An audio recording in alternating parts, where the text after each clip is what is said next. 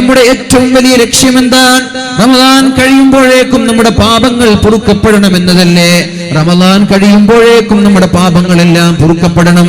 മൻ അദ്റക റമദാൻ, ഒരാൾ റമദാൻ എത്തിക്കുകയും ഫലം യുഗ്ഫർ ലഹു, റമദാൻ കഴിയുമ്പോഴേക്കും അയാളുടെ തെറ്റുകുറ്റങ്ങൾ അല്ലാഹു പുറത്തു കൊടുത്തില്ലെങ്കിൽ ഫഅബഅദഹുല്ലാഹ്, അല്ലാഹുവിന്റെ സ്വർഗ്ഗത്തിൽ നിന്ന് അയാൾ അകലെയാണെന്ന് മുഹമ്മദുർ റസൂലുള്ളാഹ് സല്ലല്ലാഹു അലൈഹി വസല്ലം. എത്ര റമദാനാണ് നമ്മളിൽ നിന്ന് വിട പറഞ്ഞു പോയത്? എത്ര റമദാൻ വിട പറഞ്ഞു പോയി? ആ റമദാനൊക്കെ കഴിയുമ്പോഴേക്കും നമ്മുടെ ഏടുകളിൽ കുറിച്ചു വെച്ചിട്ടുള്ള തിന്മകൾ അല്ലാഹു മായ്ച്ചു തന്നിട്ടുണ്ട് എന്ന് നമ്മൾ ഉറപ്പിക്കാൻ പറ്റുമോ? ഏതായാലും തൗബ ചെയ്ത് മടങ്ങാനുള്ള സുവർണാവസരമാണ്. അല്ലാഹു പറയുന്നുണ്ടല്ലോ, ഇന്നമത്തൗബതു അലല്ലാഹ്, അല്ലാഹു തൗബ സ്വീകരിക്കുന്നത് യതൂബൂന മിൻ ഖരീബ്, ഉടനെ തെറ്റ് ചെയ്ത് ഉടനെ തൗബ ചെയ്യുന്ന ആളുകൾക്കാണ് അല്ലാഹു മാപ്പ് നൽകുന്നത്. അല്ലാതെ മരണസമയം ഞാൻ അല്ലാഹുവിനെ കൊണ്ട് വിശ്വസിക്കുന്നു, എന്റെ പാപങ്ങൾ പുറത്തു തരണേ എന്ന് മരണസമയം പറയുന്ന ആളുകൾക്ക് അല്ലാഹു തൗബ സ്വീകരിക്കില്ല, അവർക്ക് അല്ലാഹു മാപ്പ് നൽകില്ല എന്ന് പരിശുദ്ധ ഖുർആനിൽ അല്ലാഹു നമ്മോട് പഠിപ്പിക്കുന്നുണ്ട്. അതുപോലെ പറഞ്ഞ ഒരാളാണ് ഫറോവ. ലോകം കണ്ട ഇസ്ലാമിന്റെ ഏറ്റവും വലിയ ശത്രുവായി, ധിക്കാരിയായി, അന റബ്ബുകുമുൽ അഅ്ലാ, ഞാനാണ് ഏറ്റവും വലിയ റബ്ബ്, അന റബ്ബുകുമുൽ അഅ്ലാ, ഞാനാണ് ഏറ്റവും വലിയ റബ്ബ്, നിങ്ങൾ എന്നെ ആരാധിക്കണമെന്ന് പറഞ്ഞ ആളാണല്ലോ ഫറോവ. ഫഅഖദഹുല്ലാഹു നകാലൽ ആഖിറതി വൽ ഊലാ, അല്ലാഹു ഫറോവയെ നശിപ്പിച്ചു കളഞ്ഞില്ലേ. വഹാദിഹിൽ അൻഹാറു തജ്രി മിൻ തഹ്തി, ഈ കാണുന്ന നദികൾ ഒഴുകുന്നത് എന്റെ കൽപ്പന പ്രകാരമാണ്. സൂര്യൻ ഉദിക്കുന്നതിന്റെ കൽപ്പന പ്രകാരമാണ്, ചന്ദ്രൻ ഉദിക്കുന്നതിന്റെ കൽപ്പന പ്രകാരമാണ്. ഞാൻ മരിച്ചവരെ ജീവിപ്പിക്കും, ഞാൻ മരിച്ചവരെ ജീവിപ്പിക്കുമെന്നും ജീവിച്ചിരിക്കുന്നവരെ മരിപ്പിക്കുമെന്നും പറഞ്ഞ ആളാണല്ലോ. ഏതായാലും ആ ഫറോവ മരണ സമയത്താണ് പറയുന്നത്, ആമൻതു ബിറബ്ബി ബനി ഇസ്രായീൽ, ഇസ്രായേലുകാരുടെ റബ്ബിനെ കൊണ്ട് ഞാനിതാ വിശ്വസിച്ചിരിക്കുകയാണ്. റബ്ബി മൂസ വ ഹാറൂൻ, ഹാറൂൻ നബിയുടെയും മൂസാ നബി അലൈഹിസ്സലാമിന്റെയും റബ്ബിനെ കൊണ്ട് ഞാനിതാ വിശ്വസിച്ചിരിക്കുകയാണെന്ന് ഫറോവ അവസാന സമയത്ത് പറയുന്നുണ്ട്. പക്ഷേ റൂഹ് തൊണ്ടക്കുടിയിലെത്തി കഴിഞ്ഞു. എത്ര തൗബ ചെയ്താലും അല്ലാഹു സ്വീകരിക്കാത്ത സമയമാണത്. ആ ഫറോവയെ കുറിച്ചാണ് അല്ലാഹുവിന്റെ ഹബീബ് സ്വഹാബാക്കളോട് പറഞ്ഞു കൊടുക്കുന്നത്. സ്വഹാബ, ഫറോവയുടെ ശരീരം അല്ലാഹു സൂക്ഷിച്ചു വെച്ചിട്ടുണ്ട്. എത്ര വർഷം മുമ്പ്? 3300 വർഷം മുമ്പ്. 3300 വർഷം മുമ്പ് അല്ലാഹു തആല കൊന്നുകളഞ്ഞ ഫറോവ, ആ ഫറോവയുടെ ശരീരം അല്ലാഹു സൂക്ഷിച്ചു വെച്ചിട്ടുണ്ട് എന്ന് റസൂലുള്ളാഹി സ്വല്ലല്ലാഹു അലൈഹി വസല്ലം സ്വഹാബാക്കളോട് പറയുമ്പോ സ്വഹാബാക്കൾ ചോദിച്ചില്ല, നബിയേ അതെവിടെയാണ്? ഞങ്ങൾ കണ്ടില്ലല്ലോ. എവിടെയാണ് നബിയെ? ഏത് കടലിലാണ്, ഏത് വീസ്യത്തിലാണ് ഫറോവയെ സൂക്ഷിച്ചിട്ടുള്ളത്? ഞങ്ങൾ കണ്ടില്ലല്ലോ എന്നൊരു സഹാബി പോലും ചോദിച്ചില്ല. എന്തേ? അവരുടെ ഈമാൻ അത്രയും ബാലിശമാണ്, അവരുടെ ഈമാനിന് അത്രയും ശക്തിയുണ്ട്. അവര് പറഞ്ഞു, സമിഅനാ വ അത്അനാ, ഞങ്ങൾ അനുസരിച്ചു നബിയെ, ഞങ്ങൾ കേട്ടു നബിയെ, ഞങ്ങൾ അനുസരിച്ചു നബിയെ. ഫറോവയുടെ ഡെഡ് ബോഡി കാണേണ്ട ആവശ്യമില്ല. ഖുർആൻ പറഞ്ഞു അതങ്ങനെ തന്നെ എന്ന് ഞങ്ങൾ വിശ്വസിക്കുകയാണ്. എന്നാൽ 21ാം നൂറ്റാണ്ടിലുള്ള മുസ്ലിമിനും അമുസ്ലിമിനും സംശയം വന്നു, എവിടെയാണ് ഫറോവയുടെ ഡെഡ് ബോഡി സൂക്ഷിക്കുന്നത്? ഖുർആനിൽ ഇങ്ങനെ പറയുന്നുണ്ടല്ലോ. അപ്പോഴേക്കും അല്ലാഹു ഫിർഔനിന്റെ ആ 3300 വർഷം പഴക്കമുള്ള ആ ഒരു ഡെഡ് ബോഡി 18ാം നൂറ്റാണ്ടിൽ അല്ലാഹു കാണിച്ചു കൊടുക്കുകയാണ്. ഇന്ന് ഈജിപ്തിലുള്ള റോയൽ മമ്മി ഹാളിൽ ഫറോവയുടെ ഡെഡ് ബോഡി സൂക്ഷിക്കുന്നുണ്ട്. ഇത് എന്ന് പറഞ്ഞതാണ് ഫിർഔൻ, ആമൻതു ബിറബ്ബി മൂസ വ ഹാറൂൻ, അല്ലാഹുവേ നിന്നെ കൊണ്ട് ഞാൻ വിശ്വസിക്കുന്നു എന്ന് പറഞ്ഞപ്പോ അല്ലാഹു പറഞ്ഞു, വിശ്വസിക്കാൻ ഞാൻ നിനക്ക് അവസരം നൽകിയില്ലേ? 9ഓളം അടയാളങ്ങൾ ഞാൻ നിനക്ക് തന്നുവല്ലോ. വെള്ളം കുടിക്കാൻ ക്ലാസ് എടുക്കുമ്പോഴേക്കും ചോര നൽകി പരീക്ഷിച്ചു. ഭക്ഷണം കഴിക്കാൻ വേണ്ടി എല്ലാവരും ഭക്ഷണം കഴിക്കാൻ വേണ്ടി ഇരിക്കുക, അതിൽ നിന്ന് ഭക്ഷണം എടുക്കുമ്പോഴേക്കും അവിടെ ചോര. വീട്ടിൽ കിടക്കുമ്പോ അവിടെയും ചോര, ചായ കുടിക്കുമ്പോ അവിടെയും ചോര, എവിടെ നോക്കിയാലും ചോര. അപ്പോഴേക്കും മൂസാ നബിയുടെ അടുത്ത് ചെന്നു, മൂസാ നബിയെ ഞങ്ങൾ നന്നാവാണ്, ഞങ്ങൾക്ക് വേണ്ടി ദുആ ചെയ്യണം. മൂസാ നബി ദുആ ചെയ്തു. ചോര എന്ന ഒരു പരീക്ഷണം അല്ലാഹു മാറ്റിക്കൊടുത്തു. ഉടനെ തന്നെ അടുത്ത പരീക്ഷണം, വീണ്ടും അവർ തെറ്റിലേക്ക് മടങ്ങി. അടുത്ത പരീക്ഷണം തവള. കുടിക്കാൻ വെള്ളമെടുക്കുമ്പോ ബക്കറ്റിൽ തവള, ഉറങ്ങാൻ കിടക്കുമ്പോ ബെഡിലും തവള, വീടാന്തരം ഭക്ഷണം പോലും കഴിക്കാൻ കഴിയാത്ത രീതിയിൽ പാത്രങ്ങളും പ്ലേറ്റുകളിലും അവരുടെ എല്ലാ വസ്തുക്കളിലും തവളകൾ. അവസാനം മൂസാ നബി അലൈഹിസ്സലാമിന്റെ സന്നിധിയിൽ ചെന്നു. മൂസാ നബിയെ, ഞങ്ങൾ നന്നാവാൻ തയ്യാറാണ്, ഈ ഒരു അദാബിൽ നിന്നും ഞങ്ങളെ രക്ഷപ്പെടുത്തണമെന്ന് മൂസാ നബി ദുആ ചെയ്തു. തവളയുടെ അദാബിൽ നിന്നും രക്ഷപ്പെടുത്തി. പിന്നെ വീണ്ടും വന്ന് പരീക്ഷണം. വീണ്ടും അവർ തെറ്റിലേക്ക് പോയി. വീണ്ടും വന്ന് പരീക്ഷണം. ഹുമ്മൽ, അവരുടെ അടുത്തേക്ക് വന്നു പേനുകൾ, ചെള്ളുകളൊക്കെ. എവിടെ പോയാലും ചെള്ള്, നടക്കാൻ കഴിയില്ല, ഇരിക്കാൻ കഴിയില്ല. അങ്ങനെ ചെള്ളു കൊണ്ടൊരു പരീക്ഷണം. എന്തു നോക്കിയാലും, എവിടെ നോക്കിയാലും, എവിടെ പോയാലും ചെള്ളു തന്നെ. അങ്ങനെ പരീക്ഷണങ്ങൾ 9ഓളം പരീക്ഷണങ്ങൾ നൽകി. ഇതിലൊന്നും നന്നാവാതിരിക്കുമ്പോഴാണ് അള്ളാഹു അവസാനമായി കൊന്നുകളയുന്നത്. അപ്പോഴാണ് ഫറോവ പറയുന്നത്, ആമൻതു ബിറബ്ബി ബനി ഇസ്രായീൽ, അള്ളാഹുവേ, ഇസ്രായേലുകാരുടെ റബ്ബിനെ കൊണ്ട് ഞാൻ വിശ്വസിച്ചിരിക്കുകയാണ്. അള്ളാഹു പറഞ്ഞു, 9 അടയാളം തന്ന് വിശ്വസിക്കാൻ കഴിയാത്ത നീ ഇപ്പോൾ എന്നെ കൊണ്ട് വിശ്വസിക്കുകയാണോ? തൽക്കാലം ആവശ്യമില്ല എന്ന് പറഞ്ഞുകൊണ്ടാണ് അള്ളാഹു പറയുന്നത്, ഫൽയൗമ നുനജ്ജീക ബിബദനിക ലിതകൂന ലിമൻ ഖൽഫക ആയ. ഫിർഔനെ, നിന്റെ ഈ ശരീരം ഞാൻ സൂക്ഷിക്കാൻ പോവുകയാണ്. സത്യത്തിൽ കടലുകളിൽ മുങ്ങി മരിച്ച മയ്യത്തുകൾ കിട്ടാറുണ്ടോ മത്സ്യങ്ങളുടെ വയറ്റിനായി? അല്ലെങ്കിൽ ആകെ ദ്രവിച്ച് ജീർണിച്ച് ശരീരം ആകെ നശിച്ചു പോകുന്ന അവസ്ഥ. എന്നാൽ ഒരുപാട് 2000 കണക്കിന് 3000 കണക്കിന് വർഷങ്ങൾ കഴിഞ്ഞിട്ടും ഫറോവയുടെ ഡെഡ് ബോഡിക്ക് ഒരു പോറിൽ പോലും നിൽക്കാതെ അല്ലാഹു ഫറോവയുടെ ഡെഡ് ബോഡി സൂക്ഷിച്ചത് ലിതകൂന ലിമൻ ഖൽഫക ആയ, നമ്മളെ പോലെയുള്ള വിശ്വസിക്കാൻ മടിയുള്ള, വിശ്വാസത്തിൽ ഉറപ്പില്ലാത്ത, ഈമാനിൽ ശക്തിയില്ലാത്ത 21-ാം നൂറ്റാണ്ടിന് ജീവിക്കുന്ന ആളുകൾക്കൊരു ദൃഷ്ടാന്തമാവാനാണ്. മുസ്ലിമീങ്ങളല്ലാത്ത ആളുകൾക്ക് പഠിക്കാനുള്ള പാഠമാവാനാണ്. ഇസ്ലാം പറയുന്നത് സത്യമാണല്ലോ, ഖുർആൻ പറയുന്നത് സത്യമാണല്ലോ. ലിതകൂന ലിമൻ ഖൽഫക ആയ, നിന്റെ ശേഷം വരുന്ന ആളുകൾക്ക് നീ ഒരു പാഠമാവണം. നീയാണല്ലോ പറഞ്ഞത് ഞാനാണ് രാജാതിരാജനെന്ന്. എന്നാൽ ആളുകൾ കാണട്ടെ, രാജാതിരാജൻ ഒന്നും ചെയ്യാൻ കഴിയാതെ നിസ്സഹായനായി കിടന്നുറങ്ങുന്നത്. രാജാതിരാജനാണെന്ന് പറഞ്ഞ നിന്നെ ആളുകൾ കാണുമ്പോ എന്നെ കുറിച്ച് മനസ്സിലാക്കാൻ അതൊരു അവസരമാവട്ടെ എന്ന് പറഞ്ഞുകൊണ്ട് അല്ലാഹു ഫറോവയെ അവിടെ എടുത്തു വെക്കുകയാണ്, സൂക്ഷിച്ചു വെക്കുകയാണ്. ഫറോവയുടെ ഡെഡ് ബോഡി, മറ്റുള്ള മമ്മികളൊക്കെ കെമിക്കലുകൾ വെച്ച് ഉപയോഗിക്കുമ്പോ, കെമിക്കലുകൾ വെച്ച് സൂക്ഷിക്കുമ്പോ ഫറോവയുടെ ആ ഒരു ഡെഡ് ബോഡി രാസവസ്തുക്കളുടെ സഹായം പോലുമില്ലാതെ സൂക്ഷിക്കപ്പെടുകയാണ് എന്നാണ് കേൾക്കാൻ സാധിച്ചത്. ഒരു കെമിക്കലിന്റെ ആവശ്യമില്ലാതെ, രാസവസ്തുക്കളുടെ ആവശ്യമില്ലാതെ. അല്ലാഹുവിന്റെ വാക്കാണത്, നുനജ്ജീക ബിബദനിക ലിതകൂന ലിമൻ ഖൽഫക ആയ, നിന്റെ ശരീരം ഞാൻ സൂക്ഷിച്ചു കൊള്ളാമെന്ന അല്ലാഹു റബ്ബ് സുബ്ഹാനഹു വ തആലയുടെ ആ ഒരു വാക്ക് സത്യമായി പുലരുകയാണ്. എന്നാൽ ആ ഒരു മമ്മി സൂക്ഷിക്കുന്ന, ആ ഒരു ഡെഡ് ബോഡി സൂക്ഷിക്കുന്ന ആ മ്യൂസിയത്തിന്റെ ആളുകൾ ഒരു പക്ഷേ അമുസ്ലിമായിരിക്കാം. അവർക്ക് ഇസ്ലാമിനെ കുറിച്ച് തിരിച്ചറിഞ്ഞിട്ടുണ്ടാവൂല. അല്ലാഹു ആയത്തിന്റെ തൊട്ടുടനെ പറയുന്നുണ്ട്, وَإِنَّ كَثِيرًا مِنَ النَّاسِ عَنْ آيَاتِنَا لَغَافِلُونَ. സംഭവം ഇങ്ങനെയൊക്കെയാണെങ്കിലും ഫറോവയെ ആളുകൾക്കൊരു പാഠമാവാനാണ് ഞാൻ ബാക്കി വെച്ചതെങ്കിലും وَإِنَّ كَثِيرًا مِنَ النَّاسِ, ജനങ്ങളിൽ ഭൂരിഭാഗം ആളുകളും അൻ ആയാതിനാ ലഗാഫിലൂൻ, എന്റെ ദൃഷ്ടാന്തങ്ങൾ അവർക്ക് മനസ്സിലാവുന്നില്ല. എന്റെ ദൃഷ്ടാന്തങ്ങളെ കുറിച്ച് അവർ അശ്രദ്ധരാണ്. ഇതുപോലെ ഒരാൾക്ക് ഇസ്ലാമിലേക്ക് കടന്നു വരാൻ ഇതിനേക്കാളും വലിയൊരു തെളിവ് വേണോ? എന്നാലും ഇവർ കടന്നു വരൂല. അവരുടെ വാശിയാണത്, ദുർവാശിയാണത്, പിടിവാശിയാണത്. അല്ലാഹു അത് തന്നെയാണ് പറയുന്നത്. എത്ര ആയത്തുകൾ ഇറക്കി കൊടുത്താലും നന്നാവാൻ തയ്യാറാവാത്ത ആളുകളുണ്ട് എന്ന് അല്ലാഹു റബ്ബ് സുബ്ഹാനഹു വ തആല നമ്മോട് പഠിപ്പിക്കുന്നു. റസൂലുള്ളാഹി സ്വല്ലല്ലാഹു അലൈഹി വസല്ലം നമ്മോട് പഠിപ്പിക്കുന്നുണ്ട് പരിശുദ്ധമായ ഖുർആനിലൂടെ, വമാ മനഅനാ അൻ നുർസില ബിൽ ആയാത്ത്, എനിക്ക് ദൃഷ്ടാന്തങ്ങൾ അയക്കാൻ അറിയാഞ്ഞിട്ടല്ല. ഒരുപാട് ദൃഷ്ടാന്തങ്ങൾ ഒന്നിന് പിറകെ ഒന്നായി ഞാൻ നിങ്ങൾക്ക് അയച്ചു തരുമായിരുന്നു. പക്ഷേ അയക്കാതിരിക്കാനുള്ള കാരണം ഇല്ലാ കദ്ദബ ബിഹൽ അവ്വലൂൻ, നിങ്ങൾക്ക് മുമ്പ് കഴിഞ്ഞു പോയ ആളുകൾ എന്റെ ദൃഷ്ടാന്തങ്ങളെ പുച്ഛിച്ചു കളഞ്ഞിട്ടുണ്ട്. അവരതിനെ നെവർ മൈൻഡ് ചെയ്തിട്ടുണ്ട്.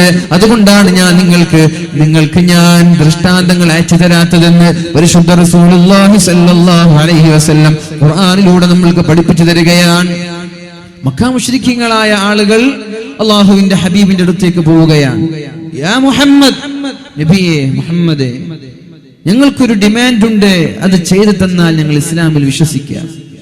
എന്താണ് നിങ്ങളുടെ താല്പര്യം?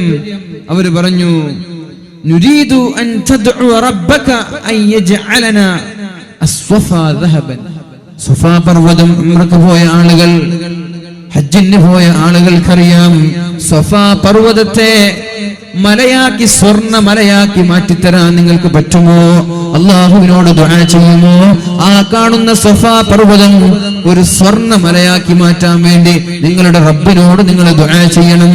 അങ്ങനെ ആ പർവ്വതം ഒരു സ്വർണത്തിന്റെ മലയായി, സ്വർണത്തിന്റെ പർവ്വതമായി മാറിയാൽ ഫനസ്തരീ ബിഹിൽ ഖൈൽ, അതിൽ നിന്ന് കിട്ടുന്ന സ്വർണങ്ങൾ കൊണ്ട് ഞങ്ങൾ കുതിര വാങ്ങിച്ചോളാം, അതിൽ നിന്ന് കിട്ടുന്ന സ്വർണം കൊണ്ട് ഞങ്ങൾ വാളുകൾ വാങ്ങിച്ചോളാം, എന്നിട്ട് വനുഖാതിലു മഅക, നിങ്ങളുടെ കൂടെ യുദ്ധത്തിലേക്ക്, രണാങ്കണത്തിലേക്ക് ഇറങ്ങി വരാമെന്ന് അല്ലാഹുവിന്റെ ഹബീബിനോട് മക്ക മുശ്രിക്കീങ്ങൾ പറഞ്ഞപ്പോഴാണ് റസൂലുള്ളാഹി സ്വല്ലല്ലാഹു അലൈഹി വസല്ലം ദുആ ചെയ്തത്. അല്ലാഹുവിന്റെ ഹബീബ് ദുആ ചെയ്തു. നബി തങ്ങൾ ചോദിച്ചു, നിങ്ങൾ പറയുന്നത് സത്യമാണോ?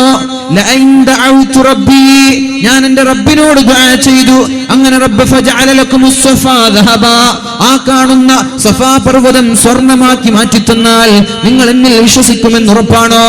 അവർ പറഞ്ഞു, അതെ മുഹമ്മദേ, ഞങ്ങൾ വിശ്വസിക്കാൻ തയ്യാറാണ്. അപ്പോഴാണ് അല്ലാഹുവിന്റെ ഹബീബ് ദുആ ചെയ്യാൻ തുടങ്ങിയത്. അല്ലാഹുവേ, അല്ലാഹുവേ, ഈ കാണുന്ന സഫാ പർവ്വതം നീ സ്വർണ്ണമാക്കി മാറ്റണേ അല്ലാ, അങ്ങനെയെങ്കിലും ആളുകൾ ഇസ്ലാം സ്വീകരിക്കട്ടെ, ഈ ധിക്കാരികൾ ഇസ്ലാമിലേക്ക് കടന്നു വരട്ടെ എന്ന് റസൂലുള്ളാഹി സ്വല്ലല്ലാഹു അലൈഹി വസല്ലം ദുആ ചെയ്യുമ്പോഴാണ് ജിബ്രീൽ അലൈഹിസ്സലാം ഓടി വരുന്നത്. യാ റസൂലല്ലാഹ്, നബിയേ, സഫാ പർവ്വതം സ്വർണ്ണമാക്കി മാറ്റാൻ അല്ലാഹു തയ്യാറാണ്, പക്ഷേ ഒരു ഡിമാൻഡ് ഉണ്ട്, ഒരു നിബന്ധനയുണ്ട്. എന്താണ് ആ നിബന്ധന? ഇല്ലം യുഅ്മിനൂ ബിക, ആ സഫാ പർവ്വതം സ്വർണ്ണമാക്കി മാറ്റിയതിന് ശേഷം മക്ക മുശ്രിക്കീങ്ങൾ അങ്ങേ കൊണ്ട് വിശ്വസിക്കാൻ തയ്യാറായില്ലെങ്കിൽ അദ്ദബഹും അദാബാ, അല്ലാഹു അവരെ ശിക്ഷിക്കും. ലം യുഅദ്ദിബഹു അഹദൻ മിനൽ ആലം, ലോകത്ത് ഒരാൾക്കും നൽകാത്ത ശിക്ഷ, ഒരു സമൂഹത്തിനും നൽകാത്ത ശിക്ഷ, ഒരു സമുദായത്തിനും നൽകാത്ത, ഒരു ഖൗമിനും നൽകാത്ത ശിക്ഷ അല്ലാഹു നിങ്ങളുടെ സമൂഹത്തിന് നൽകും നബിയെ. അതുകൊണ്ട് വേണോ വേണ്ടയോ എന്ന് ആലോചിക്കണമെന്ന് റസൂലുള്ളാഹി സ്വല്ലല്ലാഹു അലൈഹി വസല്ലം തങ്ങളോട് പറഞ്ഞപ്പോഴാണ് അല്ലാഹുവിന്റെ ഹബീബ് പറഞ്ഞത്, റബ്ബി ലാ യാ റബ്ബ്, അല്ലാഹുവേ വേണ്ട, അല്ലാഹുവേ വേണ്ട, ഇനിയും അവർ വിശ്വസിച്ചില്ലെങ്കിൽ എന്റെ സമൂഹത്തിലേക്ക് അദാബ് നീ ഇറക്കുമല്ലോ, അതുകൊണ്ട് വേണ്ട റബ്ബേ, വേണ്ട, സ്വർണം എനിക്ക് വേണ്ട, ഞാൻ അവരെ എന്തെങ്കിലും ഉപദേശിച്ചുകൊണ്ട് ഇസ്ലാമിലേക്ക് വിളിച്ചോളാം എന്ന് റസൂലുള്ളാഹി സ്വല്ലല്ലാഹു അലൈഹി വസല്ലം അല്ലാഹുവിനോട് പറഞ്ഞപ്പോഴാണ് അല്ലാഹു റബ്ബ് സുബ്ഹാനഹു വ തആല പറയുന്നത്, അല്ലാഹു റബ്ബ് സുബ്ഹാനഹു വ തആല പറയുന്നത്, എന്തിനാണ് അവർക്ക് സഫയുടെ ആവശ്യം? എന്തിനാണ് അവർക്ക് സഫയുടെ ആവശ്യം? സഫയുടെ ആവശ്യമുണ്ടോ അവർക്ക്? അവരുടെ ശരീരത്തിലേക്ക് തന്നെ നോക്കിയാൽ തന്നെ അല്ലാഹുവിന്റെ ദൃഷ്ടാന്തങ്ങൾ അറിയാലോ. അവരുടെ ശരീരങ്ങളിലേക്ക് നോക്കട്ടെ, അവരുടെ കണ്ണിലേക്ക് നോക്കട്ടെ, അവർ ശ്വസിക്കുന്ന വായുവിലേക്ക്, അവർ നടക്കുന്ന കാലിലേക്ക്, അവരുടെ സകലമാന അവയവങ്ങളിലേക്ക് നോക്കുമ്പോഴേക്കും അല്ലാഹുവിനെ കുറിച്ച് തിരിച്ചറിയാൻ അവർക്ക് പറ്റുമല്ലോ. ഇങ്ങനെ ഒരു സ്വർണ്ണമലയാക്കി മാറ്റേണ്ട ആവശ്യമുണ്ടോ എന്ന് അല്ലാഹു തആല പരിശുദ്ധ റസൂലുള്ളാഹി സ്വല്ലല്ലാഹു അലൈഹി വസല്ലമ തങ്ങളോട് ചോദിച്ചുത്രേ. ഏതായാലും അല്ലാഹു പറയുകയാണ്, വമാ മനഅനാ അൻ നുർസില ബിൽ ആയാത്ത്, ഞാൻ ദൃഷ്ടാന്തങ്ങൾ അയച്ചു തരാത്തത് എനിക്കറിയാഞ്ഞിട്ടോ എനിക്ക് കഴിയാഞ്ഞിട്ടോ അല്ല, ഇല്ലാ കദ്ദബ ബിഹൽ അവ്വലൂൻ, നിങ്ങൾക്ക് മുമ്പ് കഴിഞ്ഞു പോയ സമൂഹം എന്റെ ദൃഷ്ടാന്തങ്ങളെ കളവാക്കിയിട്ടുണ്ട്. മക്ക മുശ്രിക്കീങ്ങളെ പോലെ. മക്ക മുശ്രിക്കീങ്ങളാണല്ലോ അല്ലാഹുവിന്റെ ഹബീബിനോട് പറഞ്ഞത്, യാ മുഹമ്മദ്, ഈ കാണുന്ന ചന്ദ്രനെ 2 കഷ്ണമാക്കി പിളർത്തി തന്നാൽ ഞങ്ങൾ നിങ്ങളെ കൊണ്ട് വിശ്വസിക്കാമെന്ന്. ചന്ദ്രനുണ്ടല്ലോ, അമ്പിളിമാമനുണ്ടല്ലോ, 14-ാം രാവിന്റെ പൗർണമിയെ 2 കഷ്ണമാക്കി മാറ്റി തന്നാൽ നിങ്ങളിൽ ഞാൻ വിശ്വസിക്കാമെന്ന് മക്ക മുശ്രിക്കീങ്ങളായ ആളുകൾ പറയുക. പറയുകയാണ്. അപ്പോഴേക്കും അല്ലാഹുവിന്റെ ഹബീബ് ദുആ ചെയ്തു, എങ്ങനെയെങ്കിലും അവർ ഇസ്ലാമിലേക്ക് കടന്നു വരട്ടെ, എങ്ങനെയെങ്കിലും അവർ മുസ്ലിം ആവട്ടെ എന്ന താല്പര്യത്തോടെ റസൂലുള്ളാഹി സ്വല്ലല്ലാഹു അലൈഹി വസല്ലം ദുആ ചെയ്തു. താമസിയാതെ തൽക്ഷണം ചന്ദ്രൻ രണ്ട് കഷ്ണമായി, ഒന്ന് ആകാശത്തും രണ്ട് ഹിറാ ഗുഹയുടെ മറുഭാഗത്തുമായി രണ്ട് കഷ്ണമായി, മക്കാ മുശ്രിക്കീങ്ങൾ എന്നല്ല ലോകത്തുള്ള സകലമാന ആളുകളും കാണുന്ന രീതിയിൽ ചന്ദ്രനെ രണ്ട് കഷ്ണമാക്കി മാറ്റിയിട്ടുണ്ട്. അങ്ങനെയാണല്ലോ ചേരമാൻ പെരുമാൾ അത് കണ്ടത്. ചേരമാൻ പെരുമാൾ ഇസ്ലാമിലേക്ക് കടന്നു വരാനുള്ള കാരണം എന്താ? അറേബ്യയിൽ നിന്ന് സ്വഹാബാക്കൾ നമ്മുടെ കേരളക്കരയിലേക്ക് കാലുകുത്തിയപ്പോ ഇങ്ങനെ ഒരു കാര്യം ചർച്ച ചെയ്തു. അത് അല്ലാഹുവിന്റെ ഹബീബിന്റെ ദൃഷ്ടാന്തമാണെന്ന് പറഞ്ഞപ്പോഴാണ് ആ ഹബീബിനെ എനിക്ക് കാണണമെന്ന് പറഞ്ഞുകൊണ്ട് കേരളക്കരയിൽ നിന്ന് അല്ലാഹുവിന്റെ ഹബീബിന്റെ സന്നിധിയിലേക്ക് പോയി ഇസ്ലാമിലേക്ക് കടന്നു വരുന്നത്, താജുദ്ദീൻ എന്ന പേര് സ്വീകരിക്കുന്നത്. അല്ലാഹു എന്തെങ്കിലും ഒരു അടയാളം ഇവിടെ സൃഷ്ടിച്ചിട്ടുണ്ടെങ്കിൽ അത് ചില ആളുകൾക്ക് പാഠമാവാനാണ്, ചില ആളുകൾക്ക് ഹിദായത്ത് ലഭിക്കാനാണ്. എന്നാൽ മക്കാ മുശ്രിക്കീങ്ങളായ ആളുകൾ അല്ലാഹുവിന്റെ ഹബീബിന്റെ പ്രാർത്ഥന പ്രകാരം ചന്ദ്രൻ രണ്ട് കഷ്ണമായി പിളർന്നപ്പോ അവർ ഇസ്ലാമിലേക്ക് കടന്നു വന്നില്ല, അവർ വിശ്വസിക്കാൻ തയ്യാറായില്ല.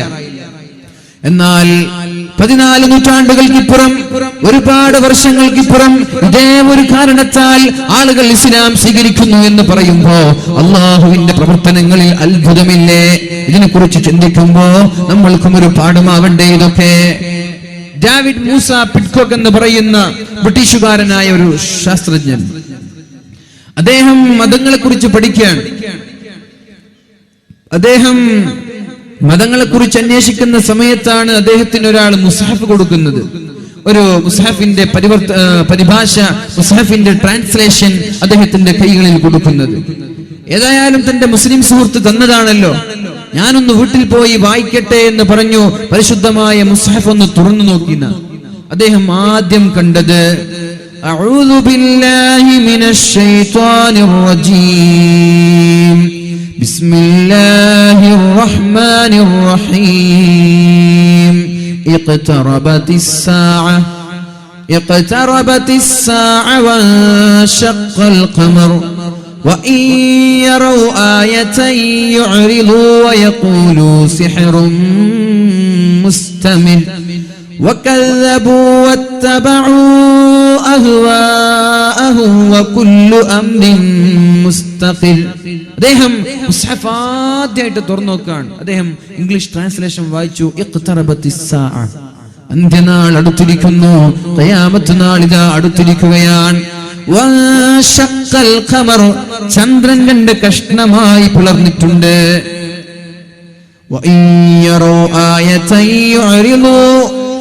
അള്ളാഹുവിന്റെ ദൃഷ്ടാന്തങ്ങൾ അവർ കണ്ടാൽ അവർ നെവർ മൈൻഡ് ചെയ്ത് മടങ്ങുകയാണ്. ഇത് സിഹറാണ്. ചന്ദ്രൻ രണ്ട് കഷ്ണമായി പിളർന്നപ്പോഴാണ് അവർ പറയാൻ തുടങ്ങിയത് ഇത് മാജിക് ആണെന്ന്, ഇത് മജീഷ്യനാണെന്ന്, സാഹിറാണ്, മാരണക്കാരനാണെന്ന് അവർ പറയുകയും അള്ളാഹുവിന്റെ ഹബീബിനെ നിഷേധിക്കുകയും ചെയ്തു. ഇത് അദ്ദേഹം വായിക്കുകയാണ്. അവർ അള്ളാഹുവിന്റെ ഹബീബിനെ കളവാക്കി.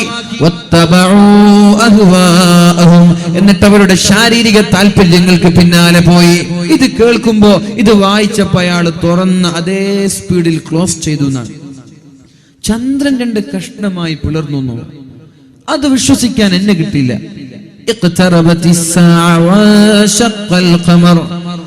ഖിയാമത്ത് നാൾ അടുത്തു എന്നും ചന്ദ്രൻ രണ്ട് കഷ്ണമായി പിളർന്നു എന്നുമാണോ ഇത് പറയുന്നത്? ഇത് വിടലാണ്. ഇങ്ങനെയൊക്കെ നുണ പറയാൻ ഒരാൾക്ക് പറ്റുമോ? ഒരു മതത്തിന്റെ ഗ്രന്ഥത്തിന് പറ്റുമോ എന്നൊക്കെ പറഞ്ഞു. അദ്ദേഹം മുസ്ഹഫ് പൂട്ടിവെച്ച് പിന്നെ തുറന്നു നോക്കിയിട്ടില്ല. ഒരുപാട് വർഷങ്ങൾക്ക് ശേഷം അദ്ദേഹം വീട്ടിലിരുന്ന് TV കണ്ടുകൊണ്ടേയിരിക്കുമ്പോഴാണ് ടിവിയിലൊരു പ്രോഗ്രാം കാണുന്നത്.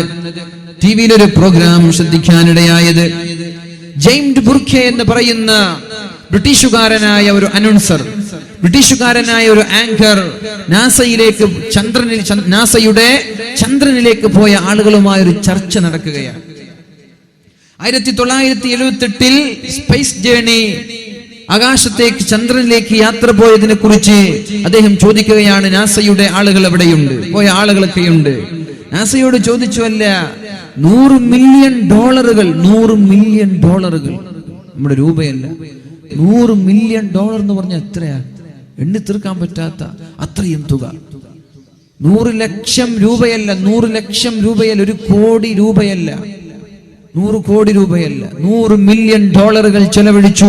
നിങ്ങൾ നാസ അങ്ങ് ചന്ദ്രനിലേക്ക് പോയല്ലോ. എന്ത് നേട്ടമാണ് നിങ്ങൾക്കതുകൊണ്ടുണ്ടായത്?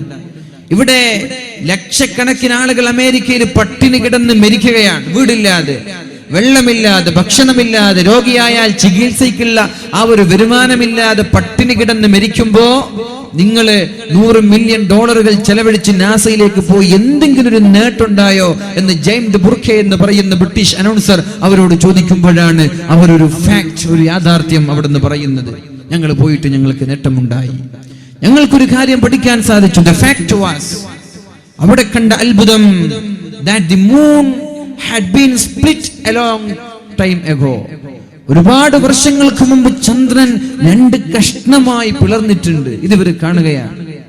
That the moon have split a long time ago.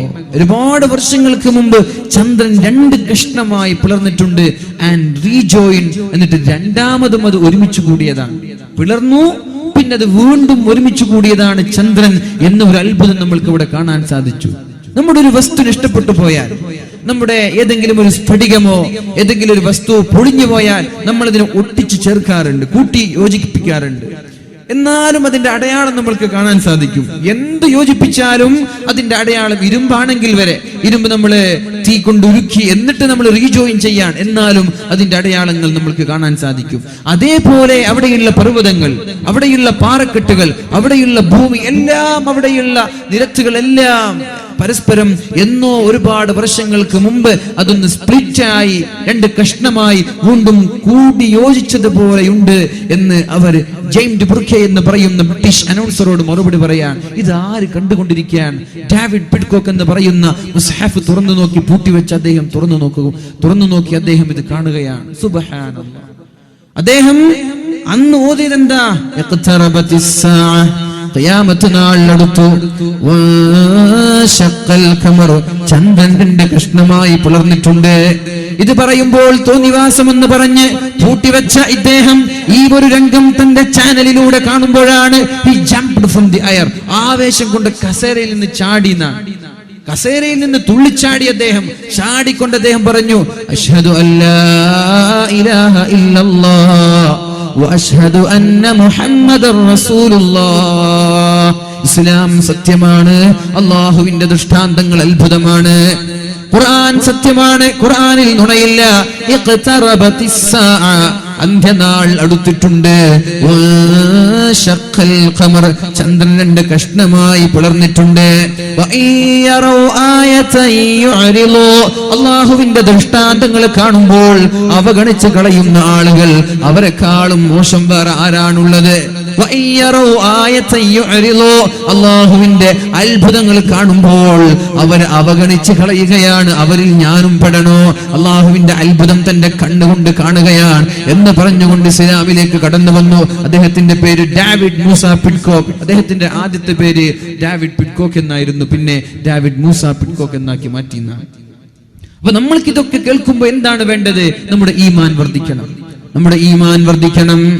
മഹാന്മാരായ സ്വഹാബാക്കളുടെ കാലത്ത് എന്തത്ഭുതങ്ങൾ പറഞ്ഞു കൊടുക്കുമ്പോഴും അവരത് കണ്ടിട്ടില്ല. വേറെ അത്ഭുതമുണ്ടല്ലോ, بسم ربك الذي خلق الإنسان من علق اقرأ وربك الأكرم الذي علم بالقلم.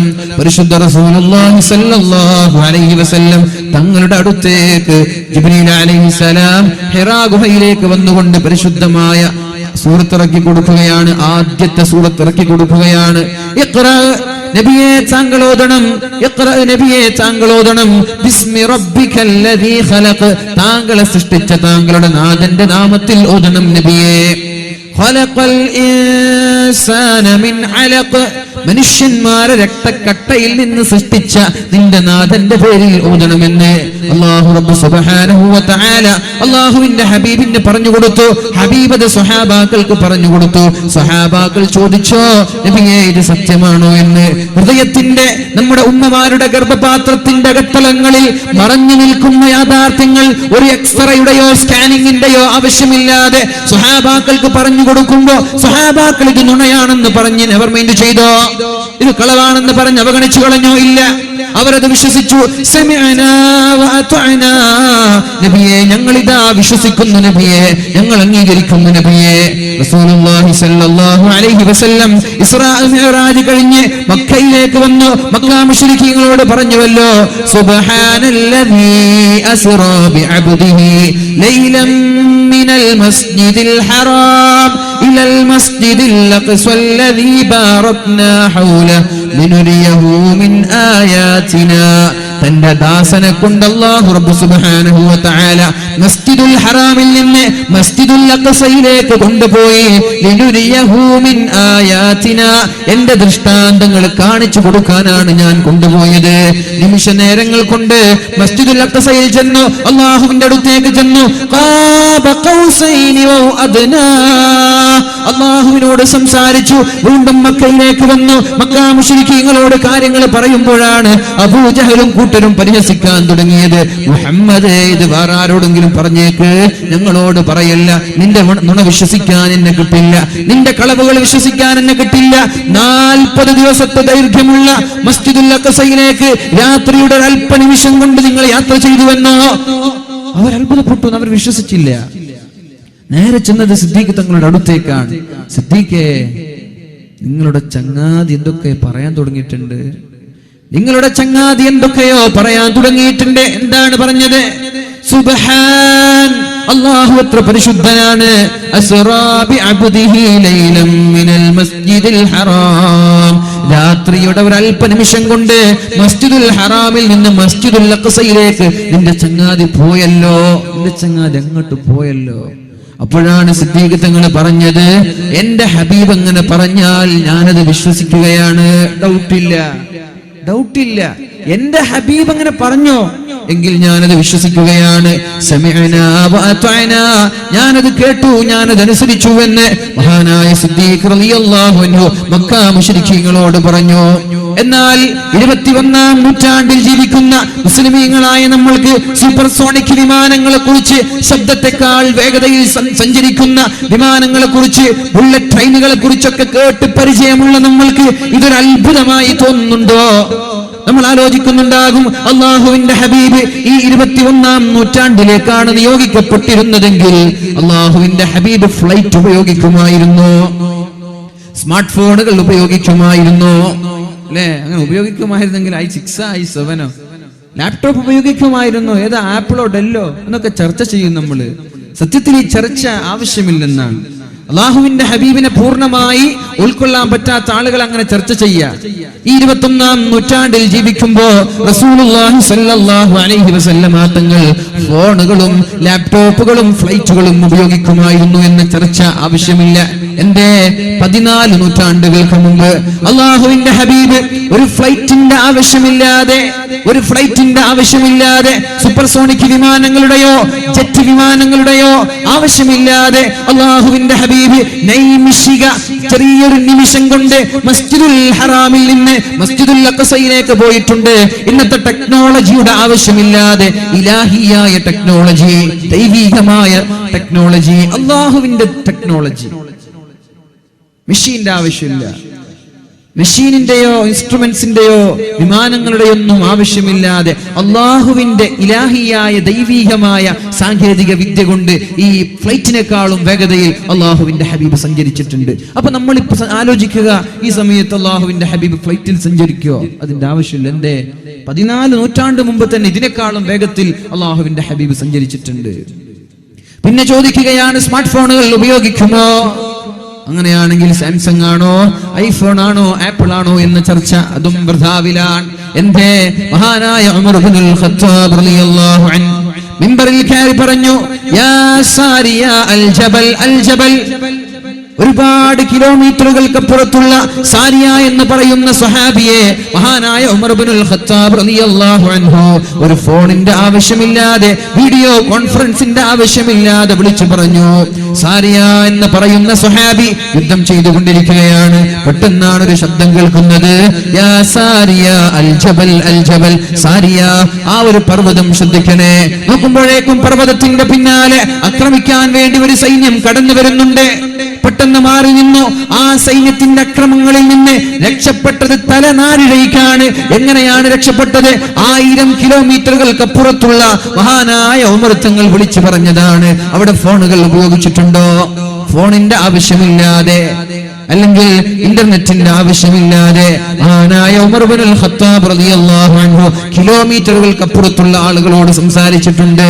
അപ്പൊ ഇന്ന് ജീവിക്കുകയാണെങ്കിൽ ഏകദേശം ഒരു 14 നൂറ്റാണ്ട് അപ്പുറത്ത് വരാനിരിക്കുന്ന സൗകര്യങ്ങളായിരിക്കും ഉപയോഗിക്കുക. അതാണ് നമ്മൾ ആലോചിക്കേണ്ടത്. ഇന്നത്തെ ഉപയോഗമല്ല. അവർക്ക് അല്ലാഹുവിന്റെ സഹായം.